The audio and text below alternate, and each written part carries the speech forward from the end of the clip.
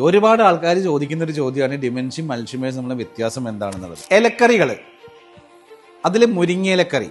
അപ്പോൾ ഇലക്കറി ഡിമെൻഷ്യയും മുരിങ്ങയിലക്കറി അൽഷിമേഴ്സുമാണ്. നമ്മുടെ ദൈനംദിന ജീവിതത്തിൽ വരുന്ന ഓർമ്മശക്തി, ചിന്ത, യുക്തി എന്നിവയെയൊക്കെ ബാധിക്കുന്ന കാര്യമാണ് ഡിമെൻഷ്യ. അതിൽ തന്നെ ഒരു വകഭേദം മാത്രമാണ്, അതായത് ഡിമെൻഷ്യയിൽ 80% കാണുന്ന ഒരു രോഗാവസ്ഥയാണ് അൽഷിമേഴ്സ് എന്ന് പറയുന്നത്.